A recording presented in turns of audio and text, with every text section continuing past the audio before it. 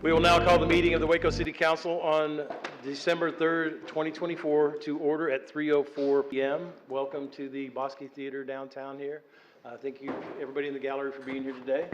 Nice little crowd. And also welcome to the viewers at home on the Waco City Cable Channel. Welcome to the meeting of the Waco City Council today. We're going to start the meeting today with a moment of silence.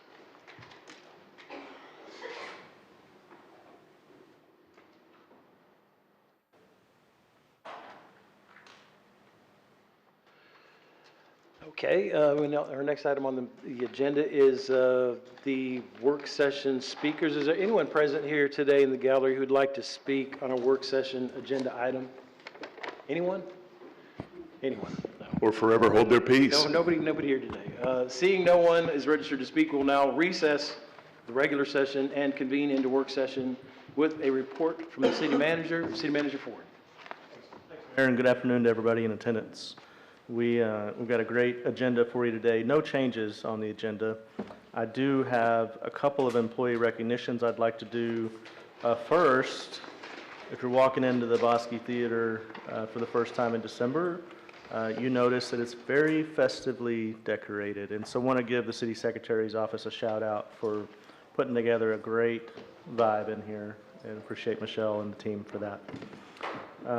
And second, employee recognition, just wanted to introduce you to a new employee. Taking on a very important role in our source water protection manager role, and that's Kim Gomez. She's sitting up front. If you don't mind standing for a moment, Kim, and then you can jump back down. But Kim joined us in early November, and she's working for the utilities team, and probably at times feels like she's working for the city manager's office too, because she's taken on a role that is just pivotal right now in terms of monitoring the North Bosque and ensuring water quality as it works its way down into Lake Waco.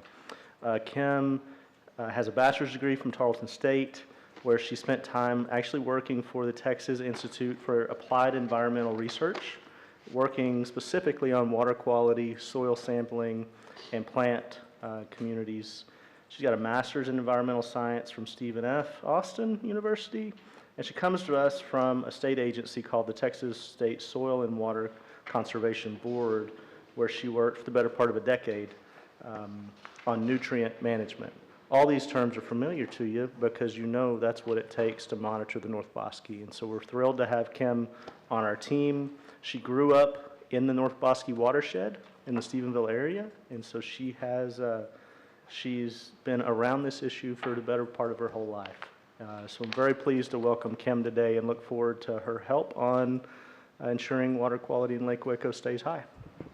Kim, welcome. Thank you. City Manager Ford, thank you so much. I applaud the City Manager's office and our water department, as well as Lisa there, in making this such a priority. Kim, welcome. We're so glad to have you doing this work. It's very important both in the short term and the long term for our community. It's been a high council and management priority for a long time. So looking forward to you coming on board and doing this important work for us in this new role. So thank you. Yeah, welcome. Well stated, Councilmember Borderud. Yeah, there's a renewed focus on what we're doing in the water department with potential what's happening upstream. And it was just today, actually. We'll talk about it maybe in the legislative part too. Somebody said, you know how Waco drinking water is, because we do the reverse osmosis and all that stuff, which very few cities do. And we've got great drinking water here, and there's a whole other plethora of water issues that you'll be working on. And Lisa, you do a great job leading that team. You're with a great team right there. But yeah, congratulations on joining the City Waco team. Looking forward to working with you. Thank you. Thanks, Mayor. A brief reminder, hopefully we'll get a few minutes between executive session and business session this evening. We're going to have our 3 holiday cheer vehicles out in the parking lot. So if you're listening in and want to see the new editions of holiday cheer, I think we have 2 new submittals, one from police and one from solid waste. And so, yeah, I know they came back again with a vengeance, with another option. So, and then of course we have the original ringleader from fire. So look forward to the community and the council seeing those between the executive session and business session. We do have one informal report to you today. It's the quarterly update on plating activity. This is the fourth quarter report. This is something that we started back in 2023. I think it was then Councilmember Holmes, but now Mayor Holmes, wanted to see some additional information on plating activity, and we keep iterating this report and improving it, and so the next time you see it, it will have even more information. And it will, it's good. Subject to Mayor Holmes's continued, No, it's not a jab, it's getting better. I like the iterative process, and so appreciate Clint's team for putting that together and getting that in front of the council. yeah, it is a great report. I just like seeing it. You can see where the plating is, and there's a map on page 12 that kind of shows where the last couple quarters of new plating has taken place. And as we get the kind of heat maps on where the new plating is and the new permitting and some of the COs and how that's all working along, it gives us a better opportunity to plan on infrastructure, both infrastructure, where we need to be thinking about the roads are going and where the needs are, fire, police, all the rest of that stuff. But really cool report, and I appreciate it, Clint, for continuing to get that together. All right, and council, we have no public hearings on the agenda today, and really a pretty small set of resolutions, only 17 today. I'm not planning to highlight any of those particularly, but welcome any questions or comments on them at this point. I don't have any comments on them. It's pretty, for a change. We've got 4 ordinances on the agenda. All are on second reading, and I'll close out my remarks and take any questions. Otherwise, we'll start the work sessions. Any questions for City Manager Ford, guys? That's great. We'll now move to the next item of the consent agenda, which includes Resolution 2024-954 through Resolution 2024-970.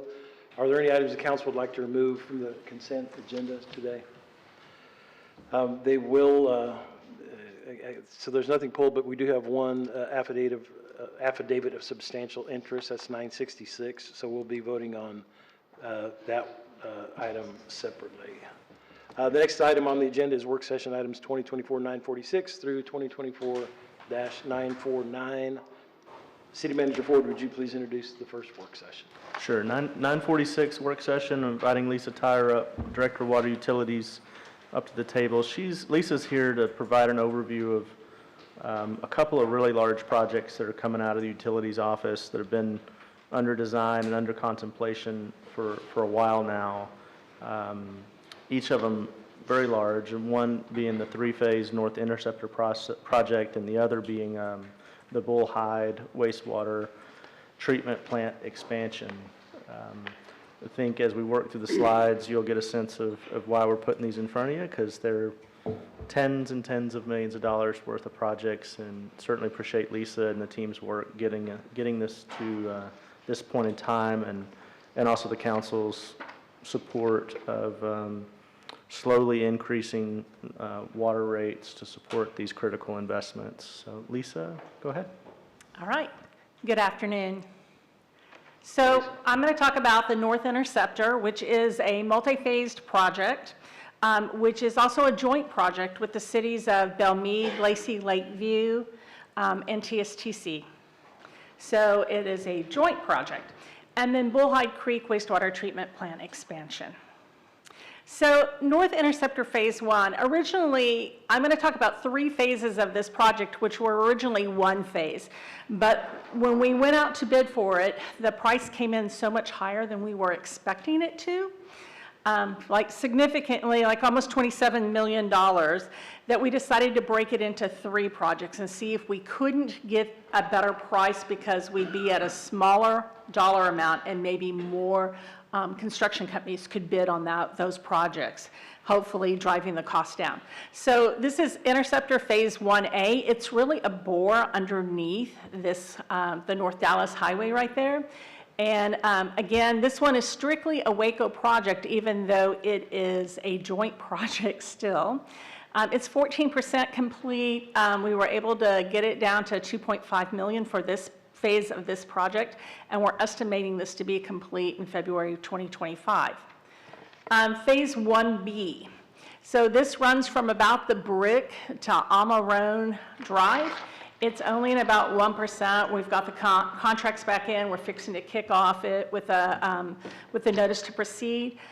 This came in at $9.2 million, and Waco's portion of that is 6.2. So this was one that we had a big portion of, but the other cities also had to contribute to this project. And we're estimating the completion of this to be January of 2026. North Interceptor Phase 1C.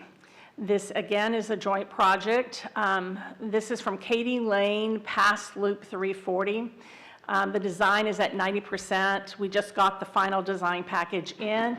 The engineer's opinion of cost is $13 million for the construction. Waco's portion of that, we're estimating to be about $8.7 million, and we're planning to advertise this month with estimated completion in May of 2026. So again, this is a multi-phase project, not just with phase 1, but this goes through 7 phases. We do not participate in all of those phases, just like those cities don't participate in all the phases that we are paying for. And so I believe they're already working on their phase 2. For us, phase 3 would be the enlarging of the TSTC lift station and a new force main. And that will pretty much be solely a Waco project again, but you'll be seeing more about that in the future.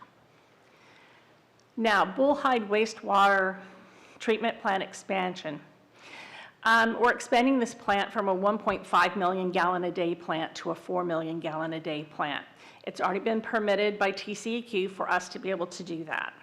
So that it takes a process. There's a process to getting approvals to be able to expand a plant or build a plant, and so it takes some time.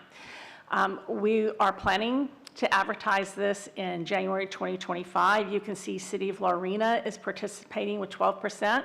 Originally, the City of Hewitt was also supposed to participate, but they have decided they will not be buying any of that additional capacity. The engineering's opinion of construction cost is $70 million, though just as of Friday, they have come down a little bit on that, so we may be able to get it for a little less money than that $70 million, which is what we're hoping for. We're estimating the completion of this project in November of 2027. Overall, if that $70 million and those other sums for engineering, soil testing, permitting, all comes true, Waco's portion of this project would be $66.9 million. For the additional cities, Lorena, Hewitt, that would want to buy into the capacity, the additional capacity, obviously Lorena is participating at 12% now. Is it possible, and what would it look like for them, both practically and financially, to increase that, or if Hewitt wanted to join in at some point? So if they were to come back and ask to join in, that certainly would be a city management decision as to whether or not we'd want to give up any of that capacity. One of the things that Bullhide Creek and this expansion allows us to do is delay the Haley Hill wastewater treatment plant out on Highway 84. Because we are able to divide our flows and send more of the wastewater flows from the Highway 84 corridor to Bullhide Creek. And so we ourselves have a need for a lot of that capacity that remains right there. That's not to say that in the future we wouldn't sell off some nominal amount to them. That would require for them to go back and pay for all our bonding and all our interest for those portions. Okay, great, thank you. Yeah, that's a good point, because at that point, we'll have spent all the money on the infrastructure, and there may be some people, okay, it's all there now, just charge me whatever your gallon per gallon price is. But our City of Waco taxpayers are funding, or this is the big one here, and plus you're getting ready to talk about the other project here. Just these cost a lot of money, and for other cities, we don't mind sharing the resources, but we've got to figure out a way to share the cost too. Yes, so I think if you go back and you look, Lorena has made a substantial commitment, and they've really raised their wastewater treatment rates to their own taxpayers in order to be able to buy this 12%. So I think that's a big commitment on their part, and they've been a great partner in this project for us. I think, and y'all kind of hit around this, but generally speaking, Lisa's on target here, and one thing to add to that is our cost per gallon right now on this facility, if we were to go back and just look at this plant and sell another community at that same cost per gallon, that's not how we're going to look at it. We're going to look at the gallons that it would take to add that Haley Hill number, because in 10 years, the cost per gallon to construct this plant is going to be 30, 40, 50% higher. And so if folks wanted to buy in, now would have been the time, or in the past year, as we've communicated with other communities, would have been the time to buy in. If you do it later, it's going to be more expensive. And the capacity just frankly may not be there, to Lisa's point she was making. So appreciate the council's feedback on that and guidance on that, and frankly, Lisa's work to engage with other communities around this area that she's been thoughtful about that and had several meetings with other communities that could have said, yeah, we'll be in on this. They just hadn't worked out. And one of the reasons the other cities, such as Woodway or Robinson, are not in this is that this is not the direction their wastewater would flow. Theirs flows to Central Plant. And so that's an important distinction too, is there really were only 3 cities that this plant benefits, and that's Hewitt, Lorena, and Waco. And so the total amount that we have right now in construction and soon to be awarded is $84,490,000. And so we wanted to bring that total because it is a big sum of money that we're, putting out there. I hate to say on the streets, but we're putting out there to be in construction for the WMARS plants. All right. Pardon, ma'am? It's the 36 cents for me. Any questions or comments, guys? Thanks for your leadership and strategic approach to doing this. We appreciate you. Yeah, thanks a lot, Lisa. This is, when we talk about infrastructure, a lot of people just, in their mind, it's roads and the streets and the sidewalks, but we're trying to figure out a way to fund all that too. But the stuff that you don't see that's underground, and this is just 2 projects, 95 million total, that the Waco taxpayers have supported and funded over the last few years. So important. When I first got on council, somebody told me, Holmes, as a city councilman, just make sure when they turn on the water comes on, they flush the commode, everything goes away. So these are 2 huge projects, almost $100 million of commitment to make sure that happens. And we're doing that throughout the city in a lot of different projects. But thanks for the update on Mayor, these 2 I don't want to speak after you, but Go ahead. even as we're watching in the communities in our area, what I don't know that everybody thinks about all the time and at the top of mind, much like we just want the water on and the toilet to flush, is you have to kind of be mindful of what 10 years down the road looks like. Yeah. You have to think about that because we have communities in our area right now and our surrounding areas who are suffering because their infrastructure will not sustain their community and having to make, increases in their rates because they have no choice but to find a way to fund the expansion of their infrastructure. And this is, all the things cost money, and they have to cost money because if it doesn't grow, it dies. And so this is a way that we're trying to be as mindful and as good a stewards as we can be of these dollars today, but while thinking about those needs of tomorrow. So we appreciate you and the team for doing all the things, and our community partners our cities, sister cities who have said, yeah, we're gonna walk with you. And those who don't, hey, life's choices. So we work to this together for the greater good of our community for now and tomorrow. Yeah, great comments, Councilmember Bearfield, because we're thinking about the future here, 10 years down the road, 20 years down the road. Any other comments, guys? That's it. Thank you so much, Lisa. Okay. Great presentation. The next item is work session 2024-947, City Manager Ford. 947 is going to be a discussion of the upcoming 89th Texas legislative session. We've got a couple folks coming up to join us at the table. to give a briefing and talk about our local priorities heading into session. You will notice on a couple things. First, at your place, Ashley will talk in a moment about a community priorities document that's been developed as a collaboration from multiple different institutions in Waco. She'll refer to that in one of the slides. We've provided that at your place.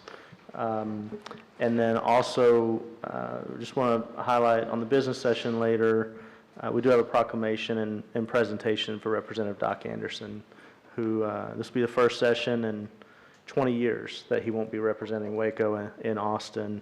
And so we're bringing on a new teammate in Representative Pat Curry, who will join Representative Angela Orr and Senator Brian Birdwell as being the Waco contingent. And looking forward to working with each of those members for a successful session. So at the table, we've got Ashley Nystrom, who serves as my chief of staff, has been around the legislative session for 8 years or so, and also a newcomer to the team, Blue Kostelitz, who serves as our assistant city manager, CFO, who serves in a couple of statewide roles, in particular, that have been involved in legislative session. So we've got both these team members going to give you a briefing on how we're looking for the 89th session, where we're playing offense and where we're playing defense. Thanks, Bradley. So I did trick Blue into coming up to the table with me. He's committed to answering any technical or difficult questions y'all might have. And then we're also joined in the audience by Ken Neely, who's our Legislative Affairs Manager. So I wanted to start out, today will be a pretty brief update. We've got an idea of how session is starting, but of course, we're not quite there yet. And so as we get into session, it'll shape up more and more, and we'll come back to y'all with some intermediate updates to let y'all know how session is going. So today we'll do a pretty quick preview and then discuss that outline of our community priorities for Waco heading into the 89th session. So we are into bill pre-filing. That began on November 12th. On the first day, there were over 1,500 bills filed by members.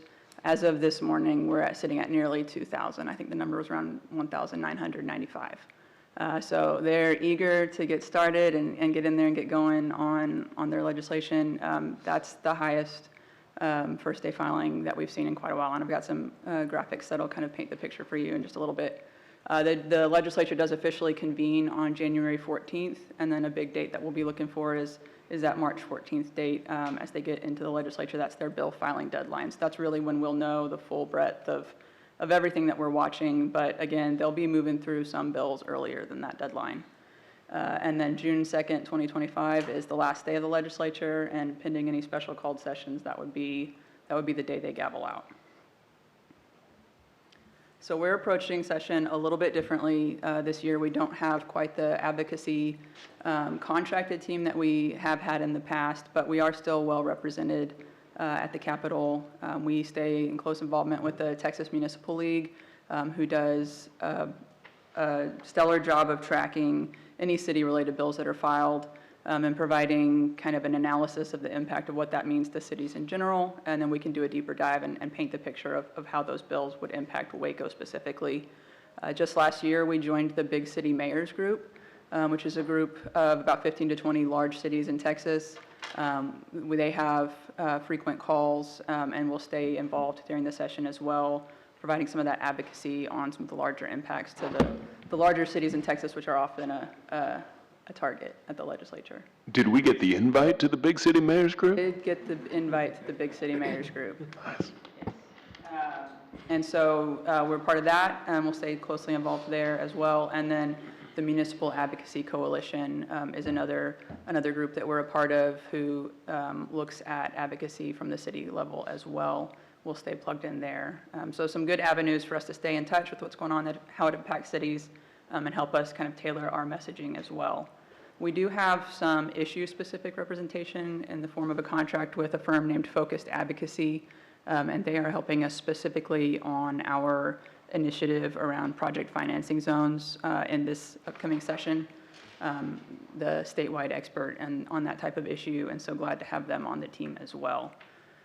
We've got our 27 departments. Many of them are a part of statewide organizations and associations who also have legislative advocacy teams, so we will get updates through those groups as well, staying up to speed on kind of the more finer details of the different types of topics. You know, we run the gamut from A to Z, from airports to zoos, as Bradley likes to say, so a lot of specific and specialized legislation will come out, and we'll rely on some of those groups to help us understand the impacts of those as well. We also work through some community groups, the Greater Waco Chamber of Commerce, the Waco Leadership Forum, and Waco Business League specifically, who help put a voice to the community advocacy here in Waco on what's important, not just to us as a city organization, but to Waco as a community. And so that is the draft document that you have at your places, and I'll run through that shortly. We also will stay in close contact with our legislators, and particularly with their staff. We have working relationships, able to pick up a cell phone and call down there to the staff on any one of those teams, whether it's Senator Birdwell, Representative Orr, or our newly elected Representative Curry. So we have good working relationships with all three of our two of our representatives and our senator, and they have been responsive and helpful to us throughout the past sessions, and don't expect any difference there. We'll stay in touch as we see bills come through and see bills that we're either concerned about or looking to support. We will provide comments or information to any of the House and Senate committees that those bills are going on for hearings as they work their way through the process. The Legislative Budget Board will reach out to us and ask for financial impacts as well. And then the big day, that's kind of a community day, the Greater Waco Chamber of Commerce hosts the Waco Day in Austin, and next spring that is scheduled for March 19th. So this is kind of a look at our past few legislatures. You can see the uptick on that first day of pre-filing. People are getting more and more excited to file those first bills. But in general, there's been a slight increase, but staying somewhat flat on the total number of bills. And then per session, we see it's pretty consistent, looking at about 15 to 20% of the bills that are filed getting passed. We have also seen a slight uptick, at least in the last session, of the number of bills that Governor Abbott was willing to veto after passage. So after the last session, he vetoed 76 bills. So looking at the first day of filing, specific to, this is not just first day of filing, of the 2,000 bills that have so far been filed, the TML is tracking about a little over 500 bills that are city-specific, and this is a breakdown of the categories that those bills fall under. So you can see pretty large chunk coming from property tax, other finance and administration, public safety, elections, and then we also expect land use to be a pretty hot topic this session as well. Whether that's looking at the small lots issues or restrictions on single-family zoning, we do anticipate that will be not only a priority of the Lieutenant Governor, but of several members of the legislature. We also don't expect any of the property tax attention or attention on local debt to go away as well. You know, Lisa's talking about the funding of some of our major projects, and COs were a target, certificates of obligation were a target in the last legislature, and we anticipate they'll be a target again in this legislature. And then, again, expect a continuation of the efforts to limit city spending on lobbyists, or what this session is now being referred to as community advocacy. That's an odd way to put it. I think, we changed our name to Municipal Advocacy Coalition, and so now we're all playing the same game. So looking at some of the priorities, again, we're just in December. The full lists aren't out yet, but some of the top priorities for the state's top officials will be particularly around school choice and public education funding. It's still to be determined who will fall through as the Speaker of the House. It's a bit of a contested issue right now, so don't have any known priorities there, but do expect for those top priority bills to be around school choice and school funding. Higher education, workforce, and property rights are also going to be some priorities of Lieutenant Governor Patrick. But again, they'll come out with their actual priority lists early in the session. We do expect that the state will have quite a bit of money, looking at a $20 billion surplus at the start of the session predicted by the comptroller. So getting into our specific priorities, we have 3 specific issues that we're looking to tackle. 2 are requests, and 1 will be a continuation of our defense. In past sessions, we were successful in getting Waco added to the qualified hotel project eligibility list, and in this session, we are going to be pursuing project financing zone eligibility, which just enables some additional financing for tourism-related functions in a designated area surrounding our convention center. So this will, in addition to the qualified hotel project, which was a big win for us, this will just enable some more financing options for us in our downtown area. We're also making a request to the state for some funding to support rehabilitation of the Texas Ranger Hall of Fame Museum. We presented a few different options for their consideration, one being a rehabilitation in place, and then our top tier option being an actual relocation of the facility to a different property that's maybe not so encumbered by the historical commission restrictions that have to do with the surrounding cemetery land at our current location. So hopeful there on that one for some state funding to help support that project. And then in addition to all the other general city defense we'll be playing, we are specifically going to be watching for any legislation surrounding our source water protection. Certainly happy to have Kim on the team helping paint the picture of the importance of the quality of water in Lake Waco and the North Bosque River watershed. And we have had some productive conversations with members of the Texas Dairymen's Association, with local members, with Representative Curry and the Texas Farm Bureau, to work on solutions for that issue outside of the legislature. But we are not going to be caught flat-footed in the event that legislation is filed. We do want to maintain the strength of the individual permit in our watershed, and we'll be watching to make sure that that is protected. And then the community priorities document, this won't be new to several of you who have been a part of this process. In pre-COVID, we have worked with the Waco Leadership Forum, who leads this effort on developing a community priorities document that includes some of our our 3 specific city priorities are on there, but it'll also get into other listed initiatives, including economic development, healthcare, education and workforce, technology and innovation, and transportation and infrastructure, all of which are critical to our city and community as a whole. And so they spearhead that initiative of gathering those priorities throughout our different entities representing Waco. And then the Greater Waco Chamber of Commerce as well develops a legislative agenda that we are part of and will facilitate, and everyone carries the same message when they go down to Austin and advocate for issues in Waco. And that is all we have for you today. Looking forward to jumping into the legislative session, and I'm sure Blue is looking forward to any of your questions. Thanks. Anybody have any questions for Blue? Thanks, Ashley. I appreciate it. You know, this is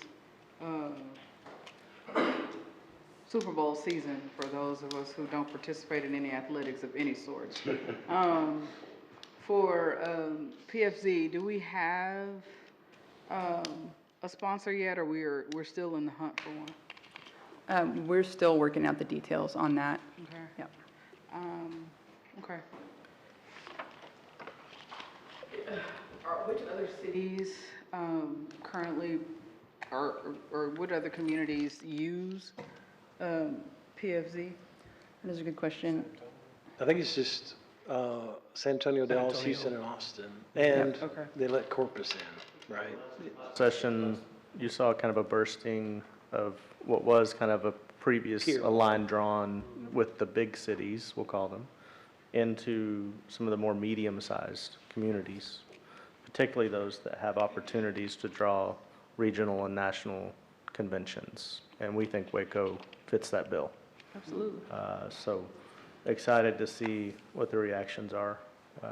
Ashley didn't give a number to it, but the qualified hotel project designation from a session or so ago that we were able to achieve is eventually going to be worth $20 million or so, but a PFZ designation would be worth perhaps 3 times that number to be able to go into our downtown master planning and ultimately expansion of a convention center. It's a sizable incentive that the state could provide to Waco to further economic development here, but also bring more business into the state of Texas. For over what period of time? 10 years effectively. So a couple million, in the case of the QHP designation, a couple $1 million a year. And in the case of the PFC, it goes up dramatically. And the difference between the two, and y'all can clean this up as much as you like. Difference between the two is the PFZ has a much larger catchment area.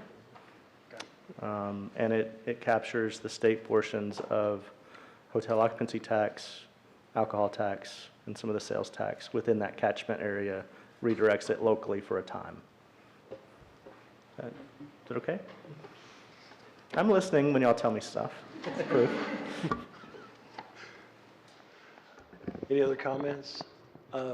Great work, Ashley and Blue, I appreciate it. I like how you kind of separated out the local request, which is that PFZ, which could be huge for the city. And as we move, I agree with Councilmember Bearfield that we need to kind of mobilize that pretty quickly. Things are already starting down in Austin.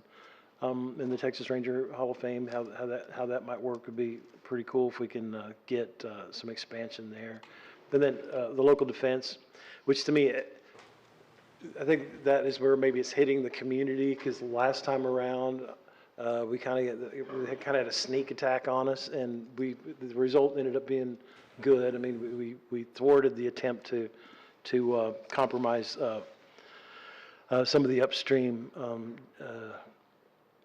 potentially contamination. So anyway, we stopped it. But this time, I think we're being super proactive. I mean, it just started months ago with city staff, because we know that water is a very precious resource, and we're going to protect that. And we're going to stay plugged into all the issues, and we will communicate, and if necessary, we'll go to battle here too. So we're keeping all of our options open. And again, I think the fact that we have been very open in communication. We've already had in-depth meetings with the Farm Bureau. We've gone out there and talked to those guys. We've talked to the Dairy Association. We're trying to make things as transparent as possible to protect our water source, and not to destroy every dairy either. Things can work out for everybody, and we want that to be the result. Had great relationships and discussions with Senator Birdwell and State Representative Anderson when he was in there, and State Representative Curry also. And so we're building great relationships here. I also like that staff has been super proactive about building this rubric. What do we call it? The rubric on the dairy. The matrix. What is it? Or the matrix. The matrix. Love that. Wow. Okay. Well, Keanu Reeves. Decision matrix. But, so the matrix of. A little Morpheus, let's say a little Morpheus. Right here, man. But that matrix is a very public document that if you're meeting these standards, we're on your side, dairies. But if you kind of get into this other column in the matrix, we're going to be talking to you. So, and I think that's a good thing that we're very public there, and we're trying to build as good a communications as we can. We put a little task force together of previous mayors and previous city managers that dealt with this issue 10, 15, 20 years ago. So we feel like we're ready this time around as it happens. And the fact that we've hired staff here. Kim, welcome to the team again. I didn't realize you were from up there in the watershed. Okay, so you're our inside baseball person up there. But anyway, thanks for that. And then just the community priorities, which they're mostly like protective. We want to make sure that we keep, childcare, have good childcare, affordable housing as that affects legislative issues down in Austin, the healthcare, education. There's a whole list that we've got is our priority paper also. So great work, and it feels like we're organized going in, and hope we have a good session that benefits the city of Waco. Our next item is work session 2024-948, City Manager Ford. All right. Next up, running the gauntlet here, we've got 948, discussion of homelessness plan, including current homeless services provided, a good chunk of homeless-related data, and also a briefing on where we're headed moving forward. So we got Galen Price, our Community Services Director here at the city, at the table, as well as a face that's probably familiar to the council, or at least some of the council, Nicole Wiscombe, who was formerly a city employee, welcome back, and now with the Heart of Texas Homeless Coalition, and they're going to be tag teaming a discussion that I think is very timely, because A, we've had our point in time count recently conducted, but also B, there are changes afoot on how we're conducting homeless strategies in the Waco region. And so this will be a timely discussion for the council, as well as for those that care about this critical issue in our community. So Galen, if you don't mind kicking us off. Okay. Thank you, Bradley. So good afternoon, Mayor and Council. This presentation is a follow-up to the informal report that was provided to you on November 19th, which discussed the transition of the lead agency role in our local continuum of care. The goal of the presentation is to provide an overview of the state of homelessness in our community, to provide an update of the coordinated and collaborative efforts in addressing those needs in our community, and then taking a look at the work ahead to address the needs of this vulnerable population. So now I'm going to turn it over to Nicole, and she's going to go through the presentation, and we'll be here to answer any questions that you have. We also have Jeremy Rhodes here with Prosper Waco, who is assisting in this effort as well. Good afternoon. Good afternoon, Nicole. So I wanted to start off with a bit of an introduction. So as I was introduced, I'm Nicole Wiscombe, and I wear multiple hats in this community around homelessness.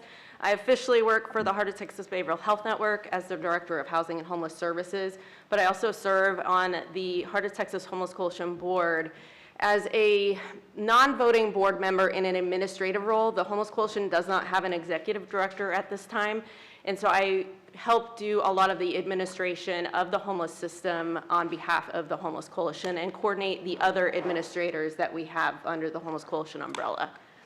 So the Heart of Texas Homeless Coalition is a network of over 40 community partners that work towards ending homelessness in our community, making it brief, rare, and non-recurring for our community members. So I wanted to give a little bit of an introduction as to what a continuum of care is for those of you who are not aware of that terminology, and also some of the upcoming transition with the continuum of care. So the continuum of care is known as really three different things. It is a homeless system. So in our community, the federal government recognizes our continuum of care as the Texas 604 continuum of care. And that is kind of what I alluded to earlier, of a partnership of multiple community partners working together to end homelessness. It includes people with lived experience of homelessness, community volunteers, churches, and social service agencies, in addition to partners like the City of Waco. We also are designated as a geographic area. So all across the country, there are over 400 continuum of cares. Basically, the country is divided into geographic areas or homeless systems. And our Texas 604 continuum of care is aligned with the Heart of Texas region with the 6 counties. And then it's also a funding stream. So the Department of Housing and Urban Development is the fiscal agent for that funding, and we have what's called the Continuum of Care and Youth Homelessness Demonstration Program that we compete for on an annual basis. And that funding in the last fully funded competition awarded our community $2.6 million. That is the funding that provides monies to the Heart of Texas Homeless Coalition, the City of Waco, Salvation Army, Family Abuse Center, Heart of Texas Behavioral Health Network, and the Cove to do some of the grant programs that we have in our community that I'll go into more later in the presentation. So for operating a continuum of care, we have multiple pieces of that, and one is the continuum of care has a board, And that board is under the Heart of Texas Homeless Coalition. And because the Homeless Coalition has no paid staff or infrastructure, the federal government has a system set up for designating a lead agency to lead out all of the planning and data work behind the homeless system. So the Continuum of Care Board has had designated over the last, I don't know, 10 plus years, probably more than that, the city of Waco as the COC and HMIS lead agency. So the role of the COC lead agency is to lead out the homeless system planning, to carry out the competition for the Continuum of Care funds, to monitor the grantees that receive that funding, provide technical assistance to those grantees, and operate the overall planning grant from HUD. And the HMIS lead agency's role is to do the data side of the homeless system. So administering what's called the Homeless Management Information System. That is a database that has all the client level data entered into it for all the programs that receive federal funding around homelessness. They also, the HMIS lead agency is responsible for providing all the reports to the federal government, not just to HUD, but to SAMHSA, the VA, and other partners that utilize HMIS. And monitors and trains HMIS users and helps to make sure everything is flowing smoothly with the data and the security of that data. So in our community, our COC lead agency, as I mentioned, has been the City of Waco, working on behalf of the Heart of Texas Homeless Coalition. That grant is awarded to the Heart of Texas Homeless Coalition, and through a pass-through agreement contract, we have had the city operating that grant. And then for the HMIS award, that grant has been awarded directly from HUD to the City of Waco to operate on behalf of the Homeless Coalition. And in the last recent past, that has been operated by Prosper Waco through contract with the City of Waco. Right now, we're in this next step, as Galen discussed, of this upcoming transition. And we're working on transitioning the COC and HMIS lead functions over to Prosper Waco by 2025. So this transition plan is still in its infancy. The beginning parts of it we're in the middle of right now. We're in the middle of having those grants transferred from HUD. So right now, the City of Waco and the Homeless Coalition will be declining their current grant awards and basically resending those back to HUD so that HUD can execute those grants with Prosper Waco. I think we're probably in the last month of having the final paperwork completed by HUD for that to be finalized and transferred over to Prosper Waco. I think we've had HMIS go through and we're waiting on the planning grant transfer to go through. So we're almost there on that part. And then the next phase will be developing an incubation plan at Prosper Waco for the Heart of Texas Homeless Coalition.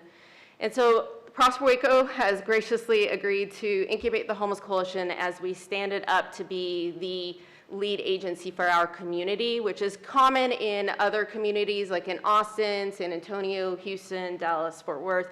They have a homeless coalition that leads that work for the community.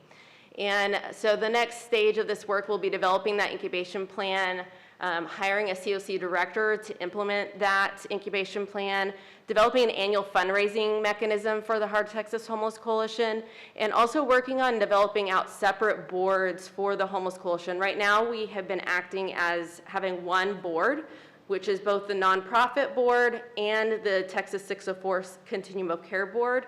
In the future, we're going to have those as separate entities as we have the Homeless Coalition eventually become its own lead agency.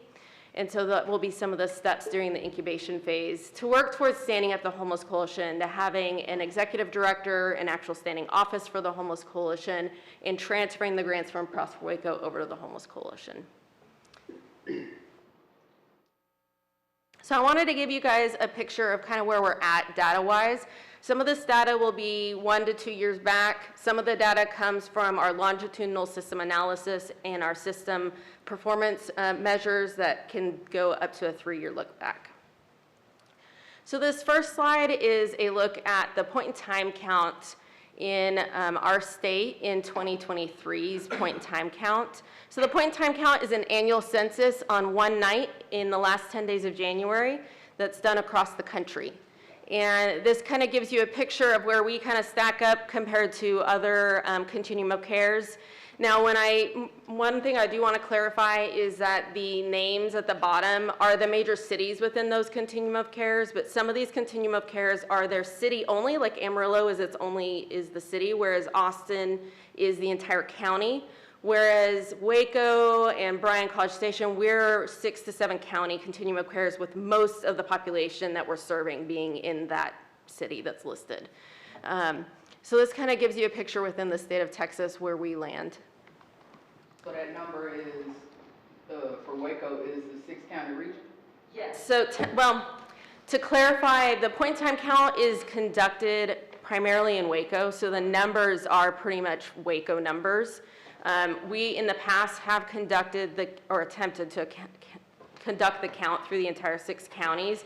When they've done that, they've probably only received a count of maybe 3 people outside of Waco on the count. So the methodology has been that we count within the Waco area. This is something that we're going to be looking at in the years as we grow to look at expanding how we change that methodology to see if we need to expand. I think we do at this point as we've been growing. And this next slide looks specifically at Waco. So on here, as you guys can see, this is a 2017 to 2024 look back. And we've stayed pretty much around 200 to 220 individuals on average that have experienced homelessness in our community. Even with COVID, we did not see a true dramatic spike that some of us anticipated might happen. But as you can see, we are on an upward trajectory on some of these numbers. And I think this is something that we're seeing across the entire country with the housing crises that we're seeing throughout the nation. One thing on that, can you flip back? Yeah.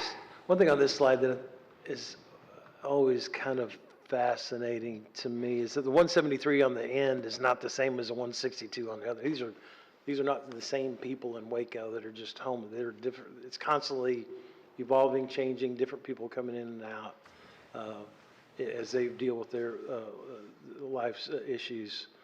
So it's not just an easy, we progress and then we take care of these and then it goes away or whatever. So just that's. You're correct. Yeah, I don't know what conclusion to draw from it. Otherwise, it's just interesting to me. Well, I think it's showing that we have some stability in our homeless system and the pathways that we have for exiting people out of the homeless system. But I think that we do see some people that recur in homelessness, and you'll see some of that in some of the data later on. We do see returns to homelessness, but then we also see new first-timers coming into the homeless system. And one thing that I will note that we do an entry survey into Project Homeless Connect, which is an event we do twice a year, and one of the questions I get asked a lot about the point-in-time count is, are these people coming from outside of Waco? And really the answer is the majority are not. They are our locals. So here's some highlights of some of the data. We have our sheltered homeless number. We had 898 unduplicated total people in the fiscal year 2023. We had, kind of talking about that first-time homeless, about 76% entering into programs were homeless for the first time. And these are programs that are collecting data in the homeless management information system. And then this is the returns to homelessness that I was discussing. So we're seeing lower returns right immediately after they're leaving programs. But as time goes on with that disconnect, longer and longer away from connection to services, we're seeing higher returns to homelessness, which tells me there's some homelessness prevention that we need to improve in our systems as well. Do we have comp data from maybe the same list of cities or metros as we had for the total point in time, but do we have any comparable data for returns to homelessness in those communities? That we can get. This is all data that is public data from HUD Exchange, so HUD's repository of data. So this is data that comes, they do a kind of a snapshot report, and we can pull that data on other continuum of cares across the nation. That'd be great. I'd love to see if there's a community that's knocking out of the park and they've got like a, 10 or sub 10% return to homelessness, like what can we glean from that? Or if we're at the top of the pack, what can we do to optimize what we have? Yeah. And I think one of the struggles that we have when we're looking at data in this state is that we're a very different homeless system than much of the rest of the state. So oftentimes we're looking at sister communities in other areas, like Norman, Oklahoma, for example, is another college town on I-35 that I've partnered with on times to look at comparable data. So finding those sister communities that are similar, like continuum of care size, population, and makeup. And that's some of the work that I know that Prosper Waco has been doing as well. So some positive outcomes. One that I am really excited to see is about 70% of people that are having successful exits out of street outreach. That's a big outcome. Street outreach is a long process of engaging people and getting them through all of the hurdles to getting to house. And then the average number of days from program entry to housing move-in right now in our community is 45 days. When you look at that compared to other communities in Texas, you're looking at 90 to 200 plus days. Because of the housing crisis. So we're doing pretty good with the limited resources in our community, and a lot of that is a testament to our housing navigation program that we have in our community. One other piece of data that I wanted to bring is about our youth homelessness demonstration program. I'm going to be talking more about the YHDP programming later in the presentation, but I wanted to just give a snapshot of this. This program serves youth that they have to be under the age of 25 at program entry. Most of the youth are between 16 to 26 that are served. And so this is kind of a picture. We had 230 served during this year, and we had 20 of those being minors. So we do have programs that serve under 18, like at the Cove and at the Heart Attacks and Behavioral Health Network. So it's been a big accomplishment of our community. I think this has been one of our biggest stars in the last 4 years, and I'll be talking more about YHDP here in a minute.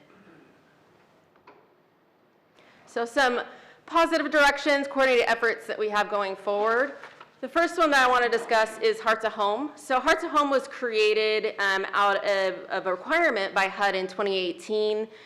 In January of 2018, we had to create a common way to assess and prioritize people into permanent housing resources that are federally funded, with the exception of public housing and Section 8 vouchers that go through housing authorities.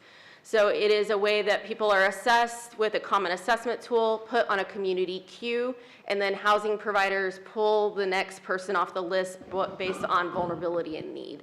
So this coordinated entry process has really streamlined the speed at which people get into housing, and basically creates a list that those housing navigators that I was discussing earlier have a way of finding the people that are needing housing and that are the most vulnerable in our community to getting them housed first. And we have partnerships with all over the community for this. There's an adult case conferencing, a youth case conferencing, and a veterans case conferencing that's a part of Hearts of Home. Salvation Army is currently the Hearts of Home administrator for our community. Then I mentioned Project Homeless Connect earlier. This is a 2 times a year service fair event that we do. It's a one-stop shop. We serve on average about 75 to 150 people. It brings over 40 community partners, and it provides a lot of different resources like haircuts, clothing. We have ABC Clinic come and connect people for animal vaccinations for their pets.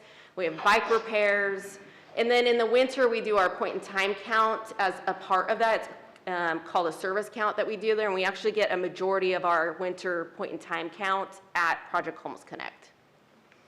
Our next one will be coming up at the end of January as part of this year's point in time count. And we've partnered with the Convention Center for the past few years, and it's been a wonderful partnership. It creates a centralized place where we can have everyone served in one spot. Then back to Youth Homelessness Demonstration Program. So back in 2019, I wrote the grant to HUD for this. We were awarded in September of 2019, and we were one of 23 in the country selected, one of 8 rural communities, so we were applied as a rural entity. And this was a multi-year project, started off with the development of a coordinated plan, and then the COVID happened. And it was a huge uphill battle to make this happen. I remember literally sitting in a rocking chair with a TV dinner tray in front of me during lockdown and everyone going, HUD said we can wait, but we can't wait. So we made it happen. And in July of 2019, we put the projects forward to HUD for approval. There were 2 planning grants approved and 6 direct service projects. And we had a 2-year demonstration program. We're now at present on an ongoing annual renewal basis with HUD on these projects. And we are actually in the process of updating that plan, because when we wrote it, COVID wasn't even a word in our vocabulary. So it's time for updating that plan and making it current to the work that we're doing and where we've come through the journey of the 2-year demonstration and now to ongoing work. And with that funding, we were able to expand drop-in services at the Cove, which serves high school youth. We were able to have, at the Heart of Texas Behavioral Health Network, they are the lead agency for the Youth Homelessness Demonstration Program. So there were 2 planning grants that were awarded for the administration of the planning phases of this. And then a drop-in center was created for homeless 18 to 24-year-olds. A transitional housing house has been created for 18 to 24-year-olds, and a rapid rehousing program for 18 to 24-year-olds. And one program that got rolled into the Dobie Program Center in the last year, that was a 4th program that was awarded, was a navigation team that has been since consolidated with Dobie. These are all programs that I direct over at the Heart of Texas Behavioral Health Network. And then the last project that was created was a domestic violence rapid rehousing program for youth fleeing unsafe situations that are 18 to 24. So going on to what we're going to be doing next, how do we go forward from here? So we have a lot of work coming in the next 2 years. There's going to be a lot of work. We were going to be going under some intense technical assistance with a lot of partners. We'll be working with the Homeless Coalition, and the Continuum of Care will be working with Prosper Waco. We'll be enlisting HUD in some technical assistance work with them. We're using the current planning grant to do a system change intensive workshop with the National Alliance to End Homelessness. That's going to take the course of the next year. They'll be looking at our data and making recommendations and doing a 2-day on-site visit with us. And then we'll be working with Texas Network of Youth around youth engagement and how do we engage people with lived experience of homelessness into system change. They were awarded the Youth Homeless System Improvement Grant and have selected our Continuum of Care as one of the partners in that work that they're going to be doing at the state level. We're going to be one of the highlighted communities that they're going to be partnering with us. And so we'll be doing a lot of different work around intersectionality of homeless youth and foster youth juvenile justice work. And we'll be looking at equity issues with them, as well as engaging youth with lived experience in having a voice in the changes that we make in our homeless system. And we'll be taking that into the work that we do with our older adult partners. We've recently started a lived experience advisory board of the Homeless Coalition that my partner Taylor Donaldson on the board is liaisoning and leading that group. So I'm very excited to see how we bring these voices of people with lived experience in our community into the system planning work. We'll also be doing a lot of data improvement. We'll be improving on and working on an improved data quality plan, working on some custom continuous quality improvement reports with WellSky, our HMIS vendor. We'll be looking at doing some data dashboards with Gaither Dynamics. Gaither Stevens is a lead in the nation around HMIS and COC data evaluation and has some amazing data dashboards that we're going to be bringing to our community. We're going to be looking at system evaluation and needs assessments, partially with National Alliance to End Homelessness, with Prosper Waco, and just as a community as a whole, to look at what are those next steps as we make changes as a continuum of care. And then the next step will be some of that incubation work and transition work of consolidating the continuum of care to have a more effective system. Right now we have different pieces of the system managed by different partners, and looking to bring all of that under one umbrella to have a concerted, focused effort that brings all that under one leader to make sure that we're staying on top of best practices, that we're coordinating effectively as a system and making positive change. Any questions? Any questions, comments? I had one. Thank you very much for your presentation. Going back, there was a slide, now I have to find it. Positive outcomes, 70% successful exits from street outreach. Tell me more about that. So this is part of the system performance measures. So there are 7 system performance measures that HUD evaluates on every continuum of care in the nation. And so they take data from our entire HMIS system, and that is put into a CSV upload into our data's repository. And they look at the entire, on the system performance measures, it's a year look back. We also do a similar thing with longitudinal system analysis. That's a 3-year look back. And they're looking at exits from all of the housing programs, not housing programs, street outreach programs that are in the system that are using HMIS, and seeing what are the positive exits. So positive exits doesn't necessarily mean positive, like that they're permanently housed. Positive exits can also be reunifying with family, can be permanent housing with family and friends. It could be that maybe they needed a step level of care of some sort of institutional care or hospitalization, and they were connected to the right resource for their specific need. So we're helping to ensure that we're moving people out of the street and into positive places for them to move on to their next step in their journey. Any other questions or comments? I have one, but I got to find it first. Hold Glasses. on. And thank you, Nicole, for your presentation. Where did it go? Okay, so with the programs that exist now with youth homelessness that is housed with you at Heart of Texas Behavioral Health Network, once with the goal, the long-term goals of standing up a Heart of Texas Homeless Coalition, will those move there? No, so what would happen is each agency has a direct contract with HUD for their own programs. The system administration, we would look at, dependent on who was selected to be the COC director, we would look at in the incubation, like in the transition plan of when do we bring over YHDP administration.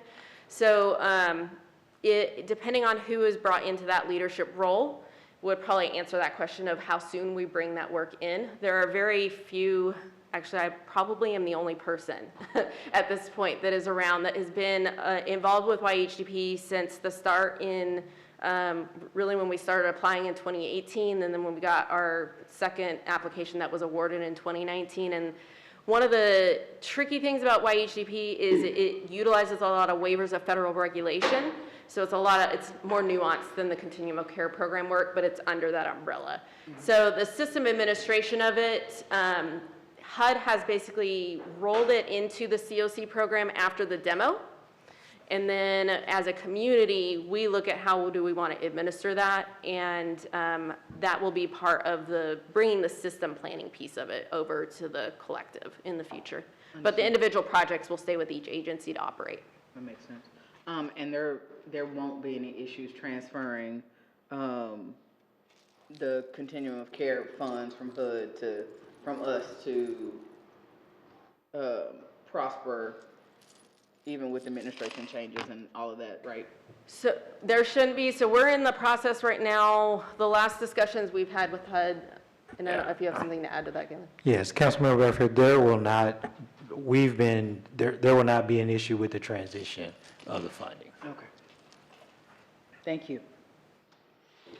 Any other comments? I will say, and I say this every time on this stuff, a great city is measured by how it treats its most vulnerable members, and you guys are doing great work in helping us take care of the unhoused here. It feels like the city has been pretty proactive. I think we've got a great volunteer group, nonprofit groups like Mission Waco, Brothers Keeper, Salvation Army, the Cove. We want to make sure that this population is taken care of. I'm always struck by, and you brought it up, Nicole, the youth that are now homeless, and I know that the Cove was trying to take care of part of it, but it's prevalent throughout the society that it's not just behavioral health or addiction. Sometimes it's just youth that don't have a place to go. Dr. Rhodes, since you didn't say anything here, I'm gonna ask you a question. One of the 3 goals was data improvement, and I know I've seen what you do at Prosper Waco with data, which is great and fascinating, and trend analysis is fantastic.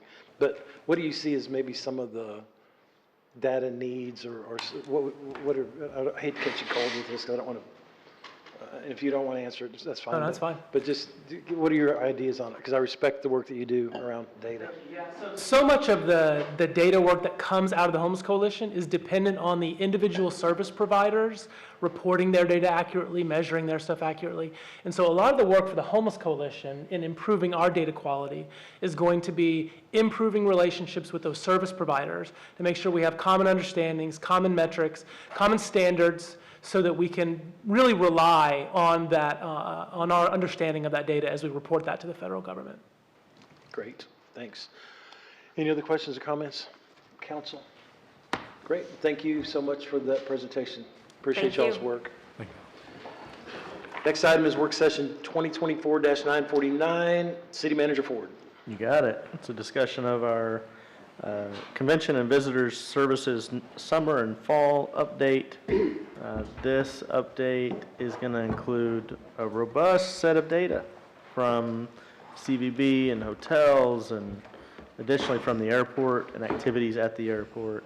We're pleased to welcome Hannah Anderson from our Economic Development and Tourism team. Her official title is the Administrative Officer. She's here alongside Cindy Decker, who's a Senior Manager of Client Relations with the firm that we use to track much of this data. Her firm's called Symphony by Tourist Economics. Mayor, if you don't recognize her, Cindy's certainly going to be a familiar face to you because I think she's coming back twice a year. Is that right? Great. Yeah. So look forward to this data-driven strategic update by the team. Hannah? Thank you. Good afternoon, Mayor and Council. We have a similar agenda as the last time we presented the Tourism and Convention update. And so we're pleased to get into it. Definitely happy to have Ms. Decker back with us. We've been working with Symphony for about 9 months now, and we've gotten a lot of great data from her and the team. Okay. Thanks, Hannah. Mayor, Council, thank you for having me back. As mentioned, I will be back at each of your meetings to give you an overview of what is happening throughout the country, the state, and most importantly, Waco, in your tourism industry. Just starting out with the country, through September, we're able to gather some of the information that we actually put together as a firm nationwide, and we look at travel spending, air passengers, overseas arrivals, hotel demand, and short-term rental demand. All of those measurements are showing increases. September was a little bit of a shortfall in hotel demand, but year-to-date hotel demand is now flat year over year.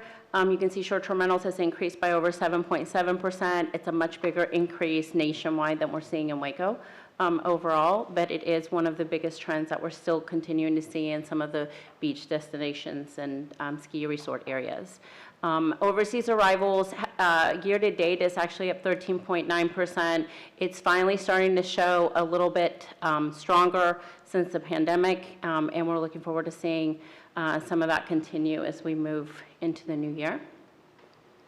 And when we look at three of those measurements for the U.S. nationally compared to Texas, you can see that jobs, hospitality jobs in the nation are up 2.3% year over year, while for the state of Texas, they're up 2.5%, so slightly higher in the state of Texas. The air passenger travel is up 6.1% nationally, where year-to-date for the state of Texas is up 6.6%. And hotel demand has been stronger in the state of Texas this year than several other states throughout the country. Year-to-date, again, the nation is flat in hotel demand, while the state of Texas is up 1.1%. And you can see some of the trends here. This is monthly hotel demand trends for the last 12 months. The state of Texas significantly showed increases earlier this year through the summer. Every city showed a little bit different trends. Some of the bigger trends that you see in the summer there actually were hurricane related for the state of Texas. The Gulf Coast got hit with one major storm earlier in April and a hurricane in July, which affected the Texas Gulf Coast primarily, showing some of those larger increases that you're seeing there.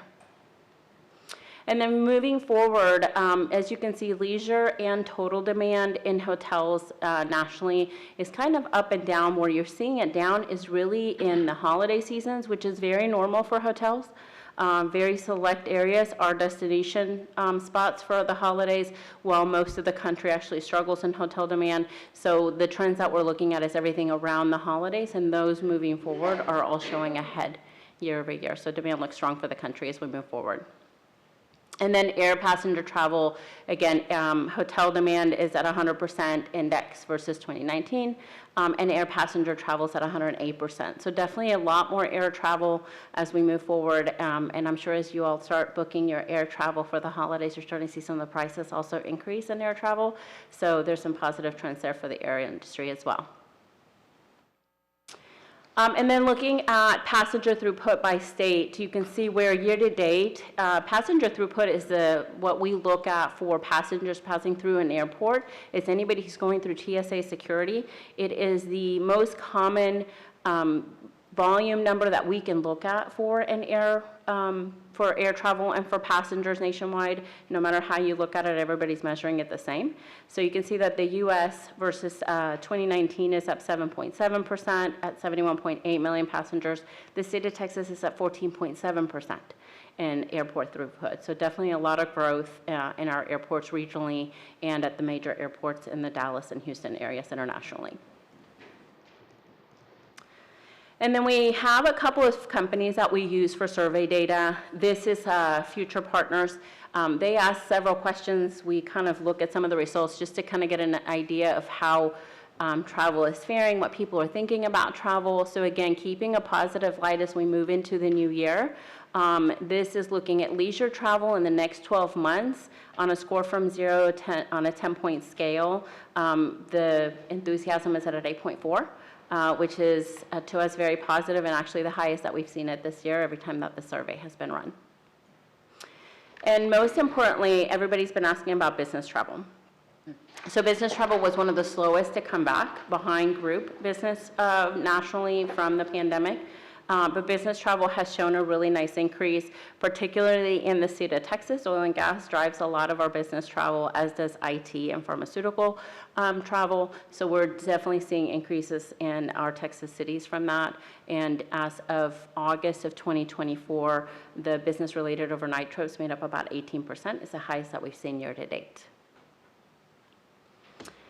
And then looking at group demand. So again, group demand is broken out into several categories. We look at DMO group demand. The DMO group demand is your larger conventions usually. We look at the top 250 DMOs in the country and show how they're faring in demand on group bookings year over year. You can see that the DMOs are down 4.7%. It's still down from 2019, but at the highest that we've seen it year to date.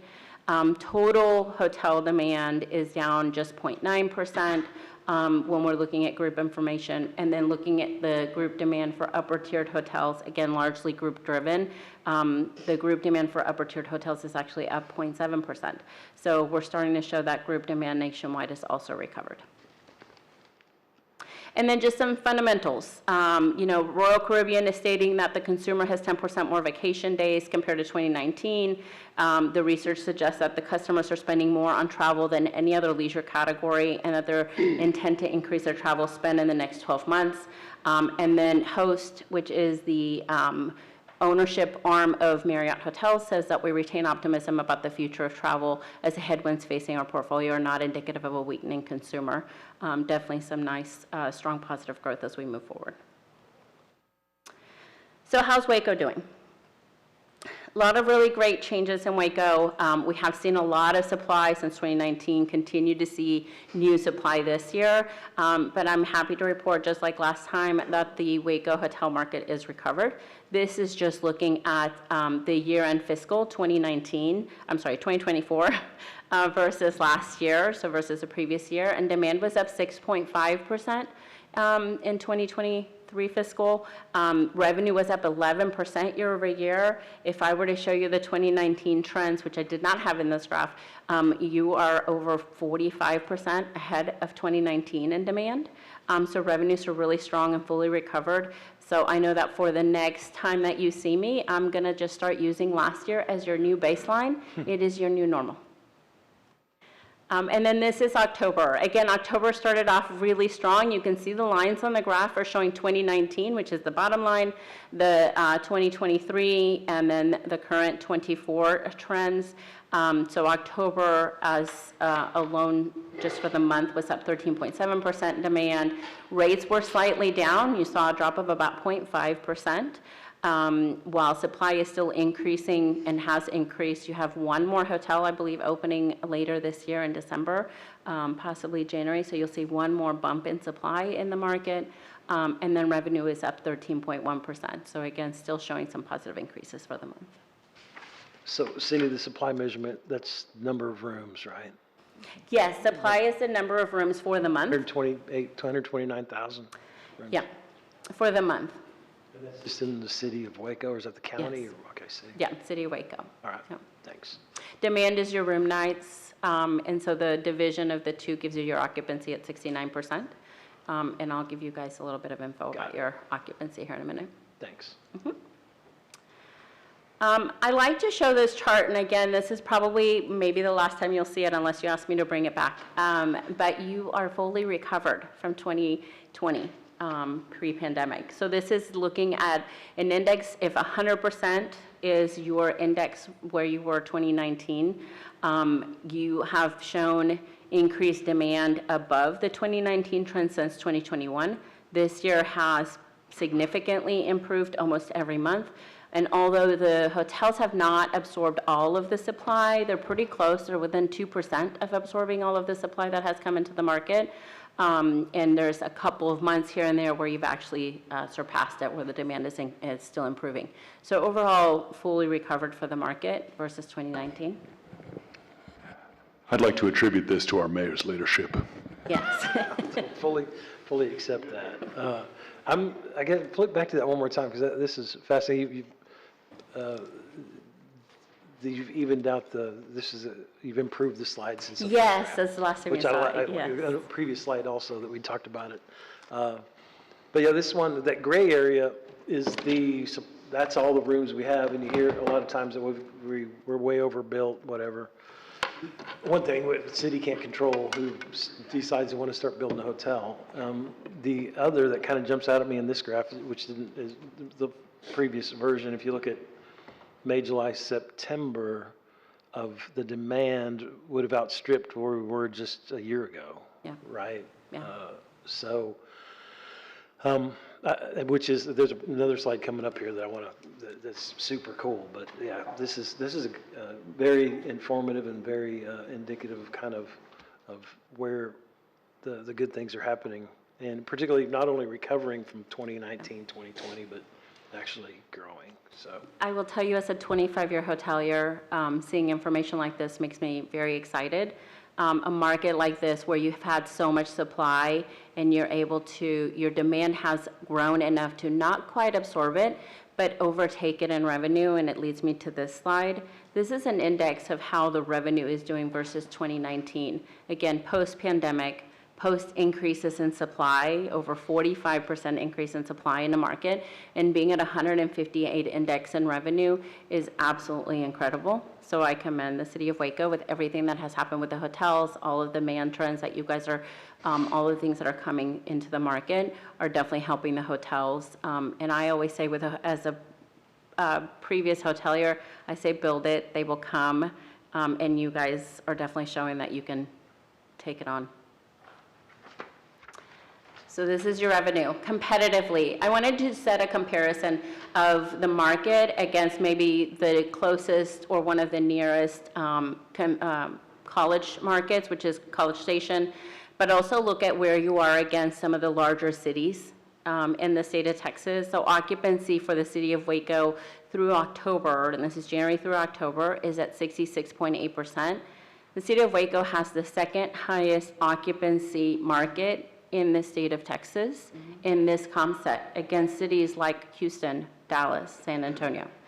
When you look at RevPAR changes, which is revenue per available room, which is what the hoteliers measure themselves on, you have grown 2.8% year-to-date versus last year, which is the third highest growth in the market. You can see the state of Texas is up 3.4%. Again, Houston is up 26.7%. Houston was highly affected by the hurricane that they had here, Hurricane Beryl, in July, and saw some major increases there, as well as oil and gas personnel coming off of the rigs and staying for multiple months.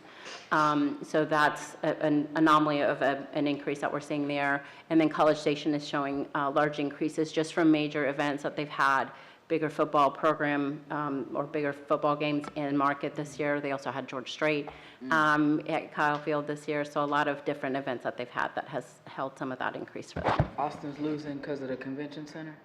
So Austin's Convention Center will shut down in February. Oh, okay. Yep, they still have a full convention center market this year, and they will shut down in February, and they reopens, I believe, in April of 2028. Don't quote me on that, but I will find out for you.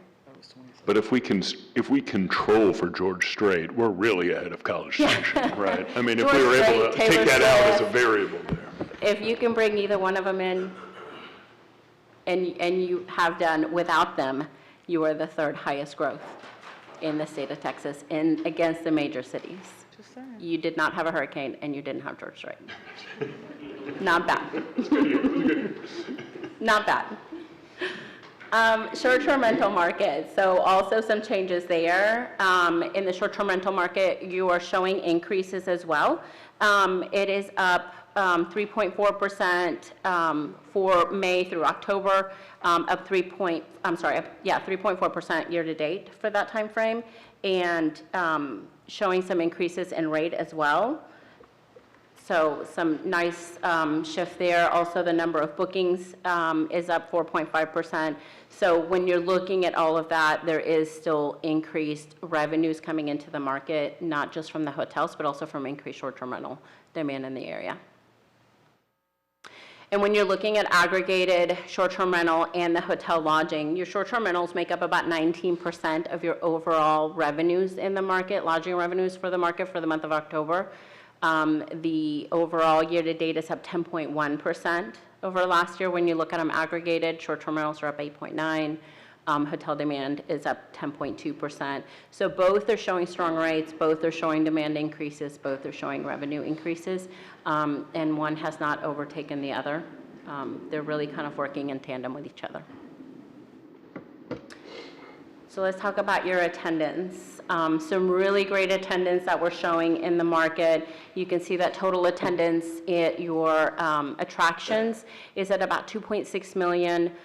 This is up 1% from 2019. So again, fully recovered from your 2019 trends. You're up 31% year over year. Some of the bigger increases that we're seeing is the zoo, especially since the penguin exhibit opened this summer. We're seeing some nice increases, double-digit increases there from them.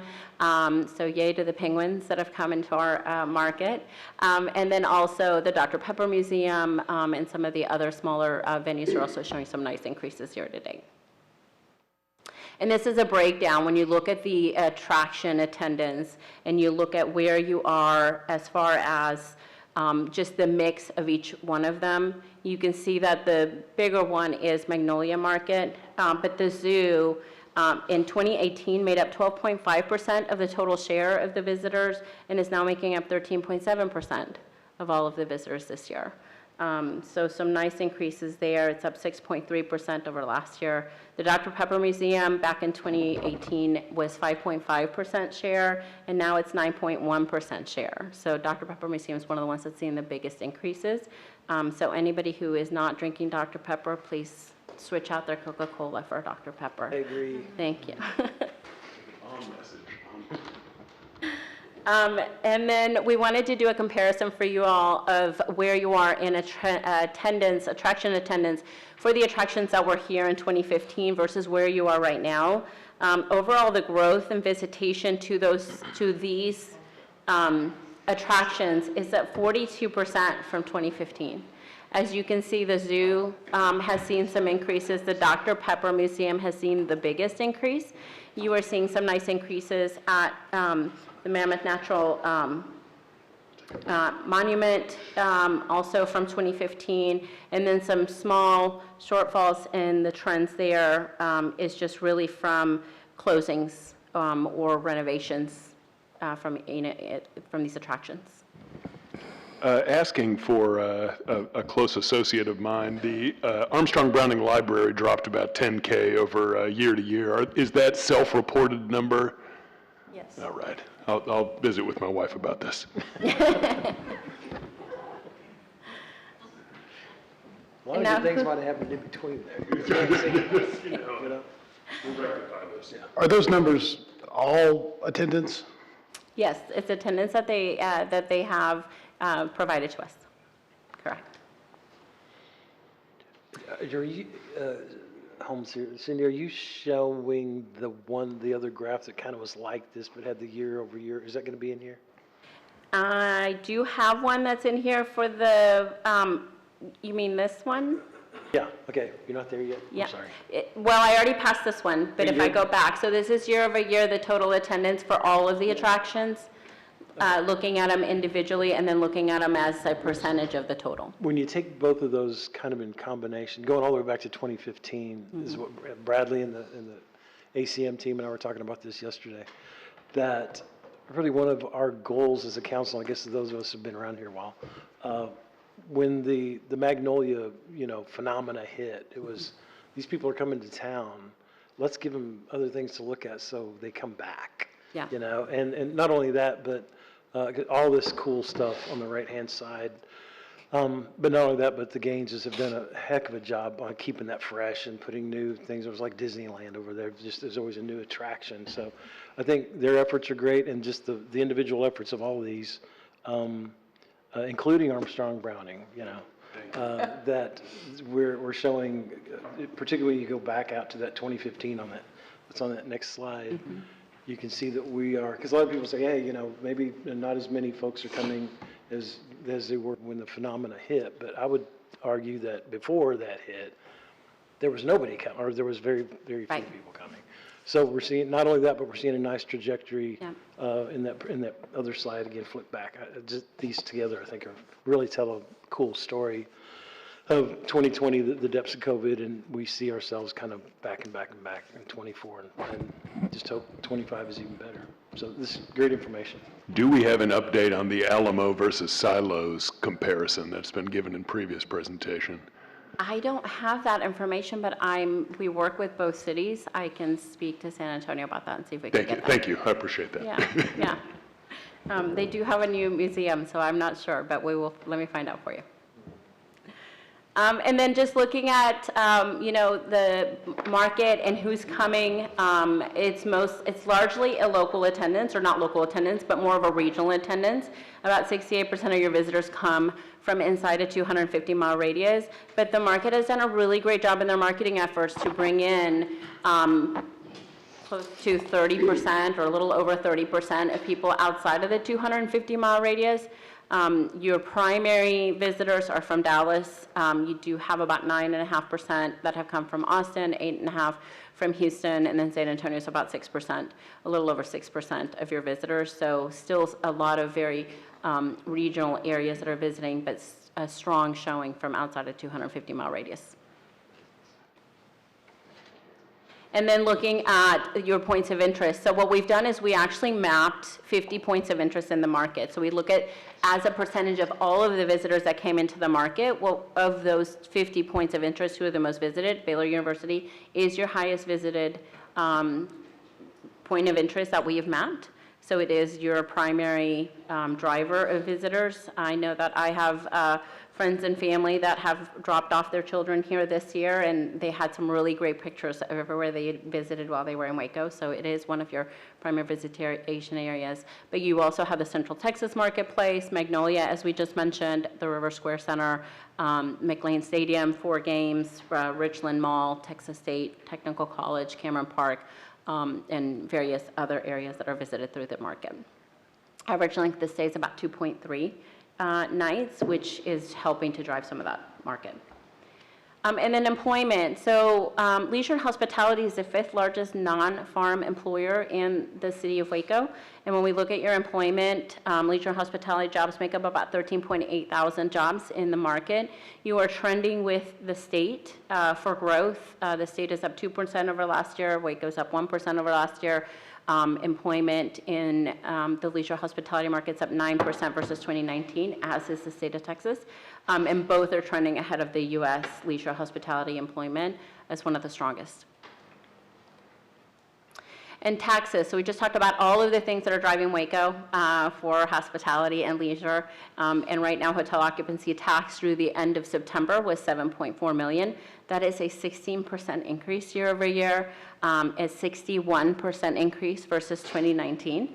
So again, a fully recovered market, and we found our new baseline moving forward.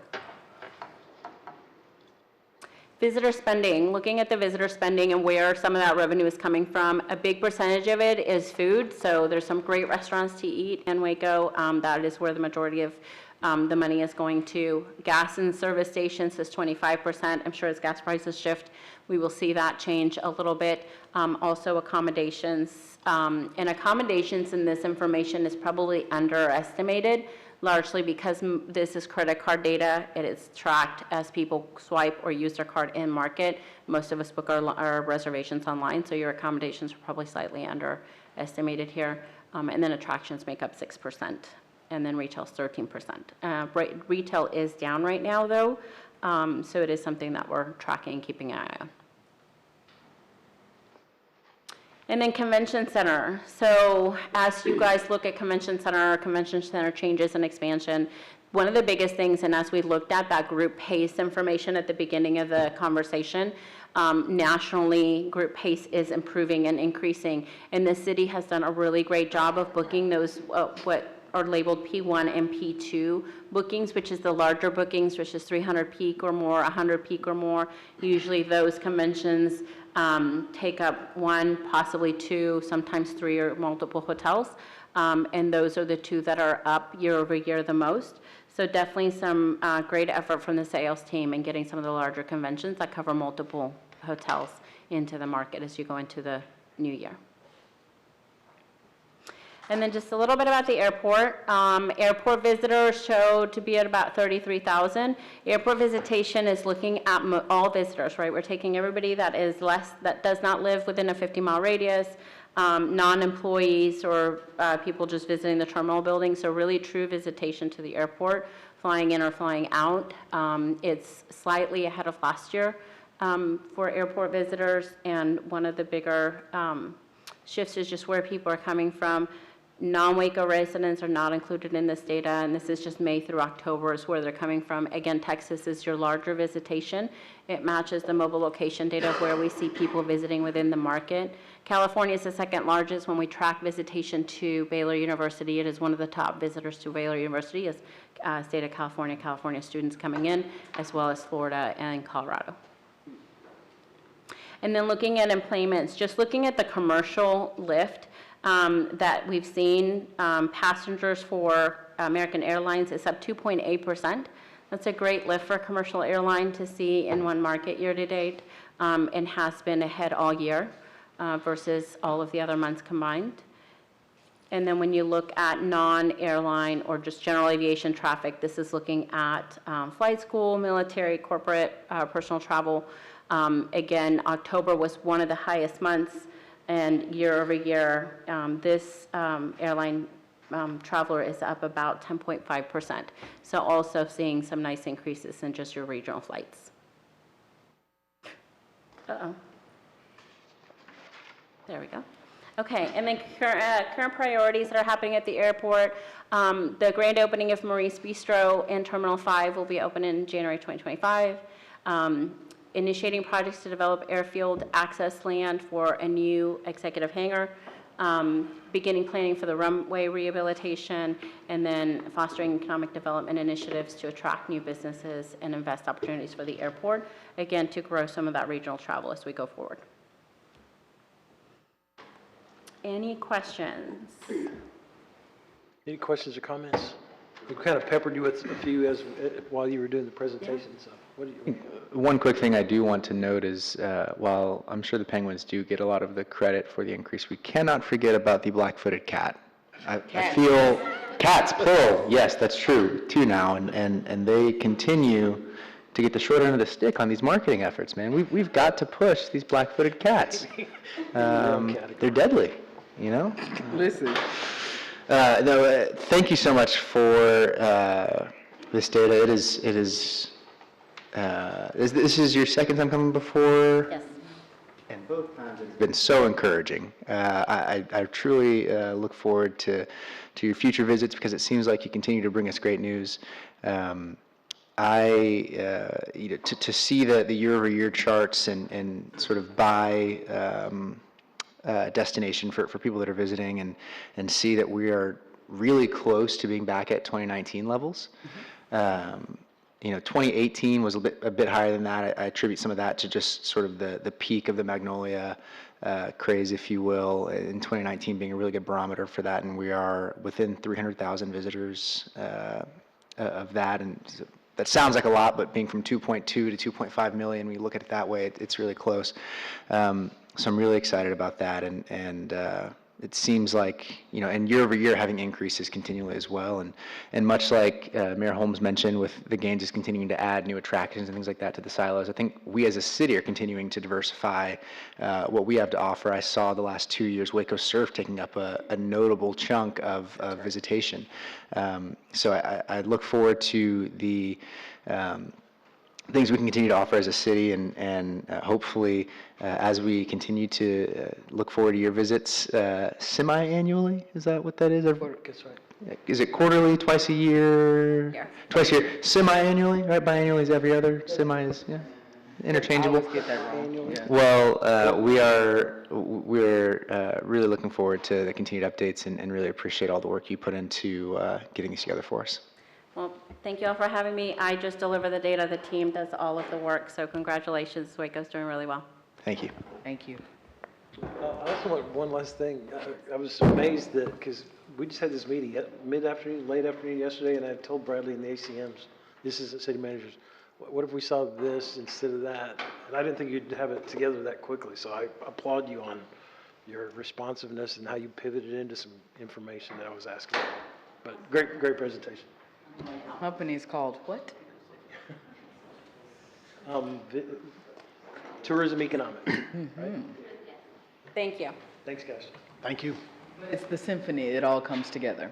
Thank you so much. The talk point is, you talk about the 300,000 piece and that gap. But you think about it, from 2015, that was the tourism number. Yeah. Right? So 300,000, isn't that right? If I'm remembering correctly? That was on average? It's in that ballpark. Somewhere between 3 and 6, right? Yeah.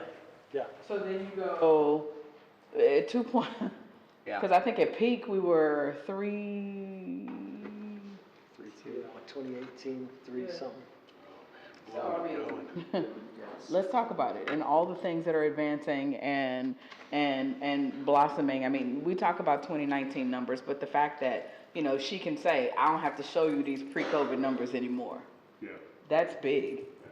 And it's something that, we need to make sure, like I'm going to Texas Travel Alliance meeting and I'm like, this is information that I'm happy to know and say when we go to this meeting, because I mean, that means that Waco has truly leaned into doing everything that we needed to do, from expanding our growth and preparing, but to the full recovery of our tourism industry and how we grow that industry. And, I know that intentionally through our city staff, and even how we've advanced our management team into people who have led in the tourism industry to help craft that, that piece of our portfolio. It's intentional. Great. Just the measurement is fantastic, and glad it's going in the right direction. Thank you again for the presentation. We now move to work session item 2024-950, council request for scheduling future agenda items. Are there any requests for future agenda items? My fellow members? None. We'll now recess the work session and reconvene regular session for executive session as read into the record by City Secretary Hicks at 4:48 PM. Notice is hereby given that the City Council will go into executive session in accordance with the following provisions. Personnel, Texas Open Meetings Act, Section 551.074, discussion of the city attorney appointment process and review and discuss potential candidates for the position of city attorney. Real property, Texas Open Meetings Act, Section 551.072, and Economic Development, Texas Open Meetings Act, Section 551.087. We are now in executive session.